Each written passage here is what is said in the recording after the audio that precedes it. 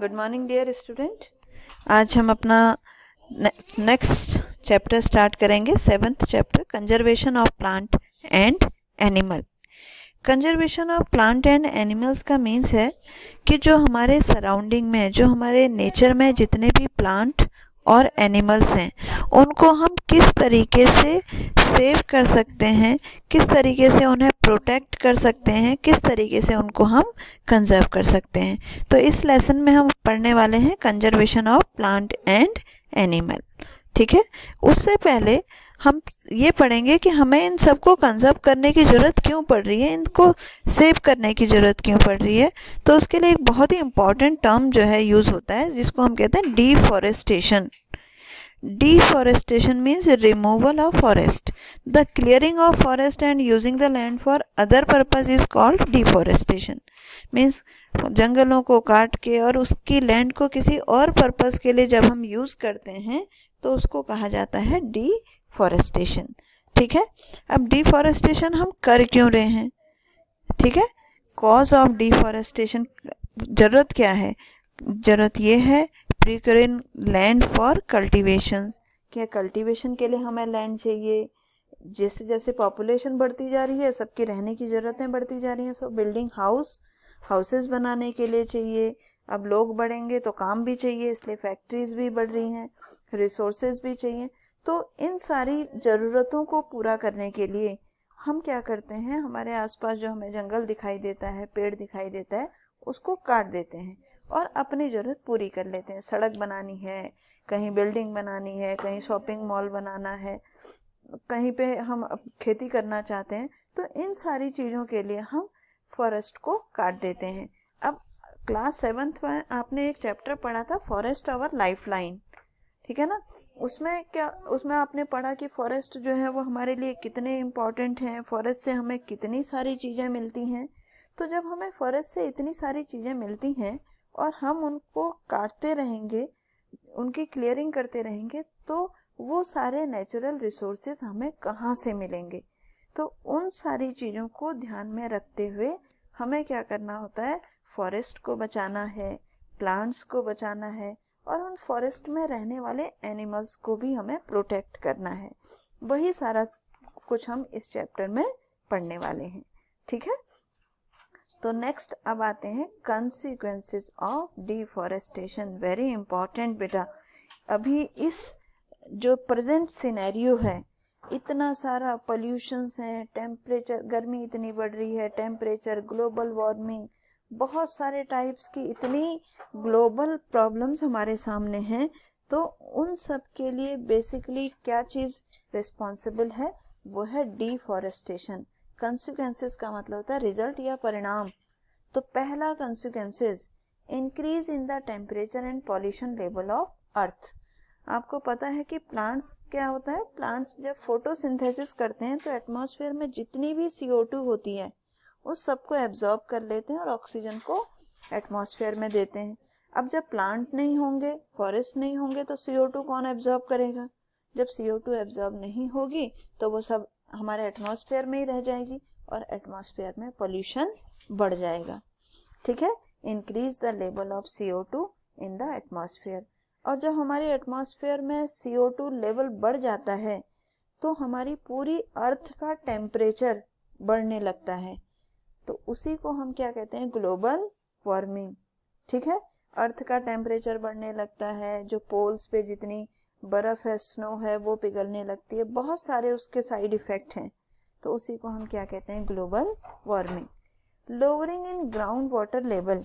आपको पता है जो प्लांट की रूट्स होती हैं वो क्या करती हैं, सॉइल में काफ़ी डीपली नीचे की तरफ जाती हैं और उनकी डीप पोरिंग की वजह से वाटर जो है वो धीरे धीरे ग्राउंड लेवल तक पहुंचता है।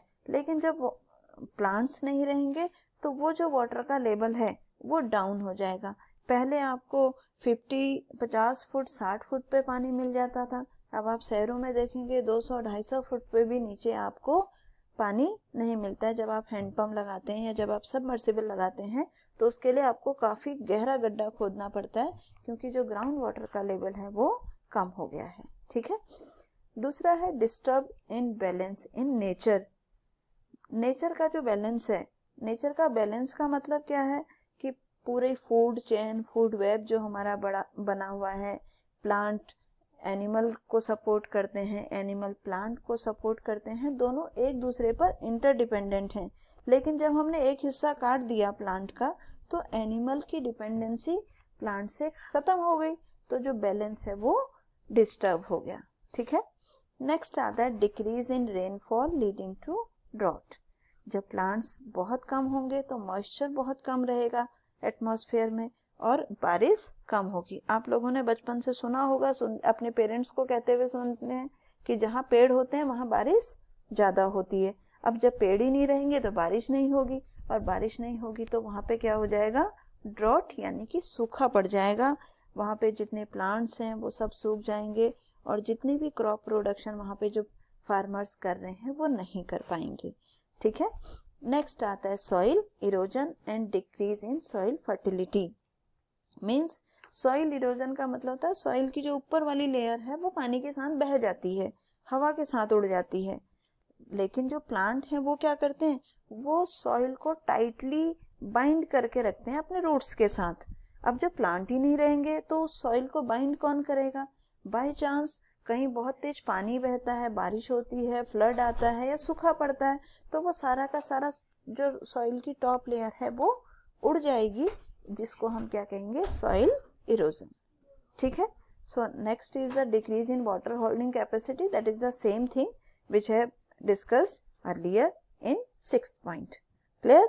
तो ये डिफॉरेस्टेशन के कंसिक्वेंसेस हैं, डिफॉरेस्टेशन से होने वाले नुकसान हैं सीधे सीधे। ठीक है। चलिए अब हम आते हैं अपने नेक्स्ट टॉपिक पे, that is drought. Drought means सूखा। Fewer tree wood means that less CO2 will be used, resulting in the increasing amount of atmosphere. This will lead to the global warming as CO2 trap the heat rays reflected by Earth. Global warming क्या है, जो CO2 है, CO2 क्या काम करती है, आप सबको पता है कि हमारी जो अर्थ है उस पे जो सन रेज आ रही हैं, जो लाइट आ रही है वो कहाँ से आती है, सन से। और सन रेज में लाइट भी होती है और हीट भी होती है, और वो अर्थ से टकरा के वापस चली जाती हैं एटमॉस्फेयर में। ठीक है। लेकिन जब ये जो CO2 है, जब ये हमारे अर्थ एटमॉस्फेयर में रहती है तो CO2 एक बहुत कमाल का काम करती है। ये क्या करती है कि हीट को आने तो देती है लेकिन वापस नहीं जाने देती। अब हीट जब वापस नहीं जाएगी तो अर्थ के सराउंडिंग में पूरा गर्म हो जाएगा, उसी को हम क्या कहते हैं, ग्लोबल वार्मिंग, और अर्थ का टेम्परेचर बढ़ जाएगा। और जब अर्थ का टेम्परेचर बढ़ गया तो उससे वाटर साइकिल डिस्टर्ब हो गई, रेनफॉल नहीं होगा तो सूखा पड़ जाएगा, ड्रॉट हो जाएगा। ये आपको दो बहुत अच्छे अच्छे मैंने फिगर शो किए हैं। ये वो देखिए, ये वो पोजीशन है कि बहुत टाइम से बारिश नहीं हुई तो सॉइल जो है वो बीच बीच में से फट गई है। दैट मीन्स ये बहुत ड्रेस्टिक कंडीशन है ड्रॉट की, और ये एक नॉर्मल कंडीशन है कि जितने प्लांट हैं वो सब सूख गए हैं। ठीक है। ऐसी कंडीशंस आपको डेजर्ट एरिया में ज़्यादा मिलेगी, जहाँ बहुत टेम्परेचर बहुत ज़्यादा है और बारिश बहुत कम होती है। और ये वाली कंडीशंस जो सेकंड पिक्चर आप देख रहे हैं, ये वाली कंडीशन जनरली गर्मियों में हर एरिया में आपको देखने को मिलेगी कि जब गर्मी बहुत ज़्यादा हो जाती है तो प्लांट जो है वो सूख जाते हैं। ठीक है। अब आया डेजर्टिफिकेशन। डेजर्टिफिकेशन मीन्स डेजर्ट का फॉर्म होना।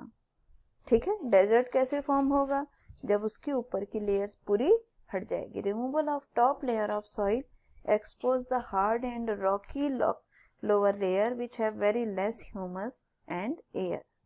यानी कि जब ऊपर की ड्रॉट होगा, सूखा हो जाएगा तो क्या हो जाएगा, फ्लड आया तो सारी की सारी ऊपर की जो लेयर है, टॉप लेयर, वो चली गई। जब टॉप लेयर चली गई तो उसके साथ ह्यूमस भी चला गया। उसके जो नीचे की जो हार्ड लेयर बच गई है, अब हार्ड लेयर बची है तो जब सूखा पड़ेगा तब क्या होगा, वो फट जाएगी, और उसी को हम क्या कहते हैं, डेजर्टिफिकेशन। मीन्स डेजर्ट फॉर्म होना, सॉइल डेजर्ट की तरह हो जाना। ठीक है। अब तो आज के लिए हम इतना ही टॉपिक इसका पढ़ेंगे। कल से हम पढ़ेंगे इसको कि किस तरीके से हम कंजर्वेशन करते हैं फॉरेस्ट का और वाइल्ड लाइफ का। ठीक है, इसके आपको पूरे प्रॉपर नोट्स बनाने हैं अपनी क्लास वर्क कॉपी में, और गूगल क्लासरूम में या ग्रुप में अपनी कॉपी को आप शेयर करेंगे। Thank you.